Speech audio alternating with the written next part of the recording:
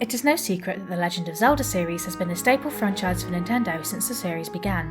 It is beloved by many fans for its soft tones, dark touches, beautiful music and gripping storylines.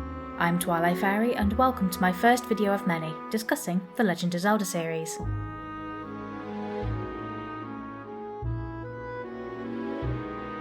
I have been a big fan of many Legend of Zelda content creators for a while now, such as Nintendo Black Crisis, Masked Nintendo Bandit, Hyrule Gamer, Zeltic and Super Zelda Girl, just to name a few. If you watch any of these incredible creators, you'll know plenty about the series already, so I'm going to start small with some top 5 videos and a series I want to call Who/What Are.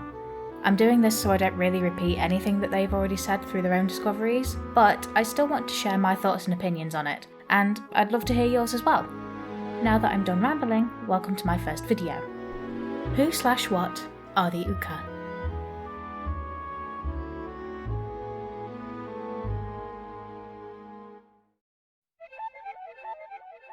In this video we are going to be looking at the Oocca because why not? They're funky little chicken friends and I just love them. I'm still determined to build one as a prop, so maybe a video when I do that. We'll have to see because I procrastinate a lot. Anyway, if you haven't played Twilight Princess and you haven't collected all pieces of Mirror of Twilight, please expect minor spoilers. The Oocca made their first appearance in The Legend of Zelda Twilight Princess. I'd say they're first and only, but they also appear in Link's crossbow training, if we count that. And they technically appear as an item card in Hyrule Warriors, but these are not counted as canon in the series, so I will not count them as canon appearances. They are strange chicken-like creatures with an almost human head, if you ignore the beady eyes that stare into your soul, and maybe a bit further. They almost looked closer to Zant in their concept art, so what made Nintendo change their design so much? Did they look too much like Zant? So much so that they thought this would cause confusion for the players? Or did they like the design so much that they decided to give him the design instead, and reimagine the Oocca altogether? Who knows? You encounter an Oocca named Uku multiple times in the game, if you explore enough. She is hidden in every temple in the game up until the Temple of Time, so look for her well. She will always be found in a pot somewhere, so listen for a strange sound and look out for a pot moving or a small head sticking out. Both of these things will indicate her being there.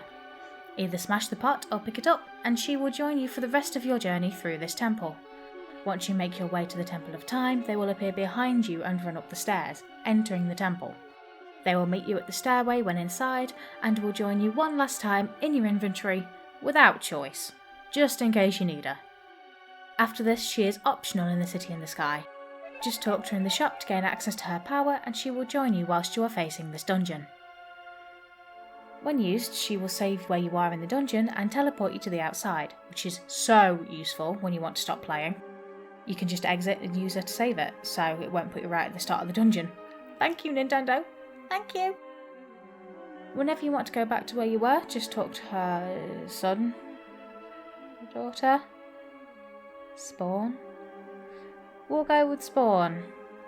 The only difference is in the City in the Sky. Instead of warping you outside, she will warp you to the shop. Sneaky little bit of marketing there, Uku. If you want to use her in the City of the Sky, go to the shop when you first arrive, and she will be on the counter to the left or to the right, depending which version of the game you are playing. Just speak with her and she will join you for your journey again. A fun little bit of trivia about her is her name. She isn't just named Uku because it sounds similar to Oocca. I will talk more about the name of the creatures soon, but for now just bear with me. In the very first Legend of Zelda game, the colour code for Link's tunic is 00CC00, Uku. I think this is a very clever nod to the game series roots. Now for the actual name stuff. The name for the Oocca in Japanese is Tenkujin. Tenku meaning sky, and Jin meaning folk. They are simply called Skyfolk. Instead of providing a literal translation, Western translators decided to give them a creative name. So, in terms of names, which came first, the chicken or the tunic? I think it's a wonderful little nod to the past. A link to the past, if you will. Yeah, I know, I know it's bad, but please, just bear with me, I'm begging you. Please. The Oocca are considered to be vastly experienced when it comes to technology. Can you build a huge cannon capable of shooting someone into the sky? This deformed Kiwi can. Can you build a rod with the power to control special statues with the green energy? Again, this deformed Kiwi can. What are we as a race, guys? I mean, come on! It turns out that the Oocca are actually the race closest to the gods, not the Hylians. Shad, one of my favourite Zelda characters ever, has dedicated his life to researching these lovable little creatures. His research is what tells us all the information about the Oocca. It tells us how they're even closer to the gods than the Hylians, and that after the goddesses created the Hylians, the Oocca founded their own city. The Dominion Rod, one of the items you earn on your journey through the game, was the very rod made by the Oocca. This rod was carried by the one known as the Messenger to the Heavens, and this messenger was able to communicate back and forth between the royal family and the Oocca high up in the sky, should there be any need to.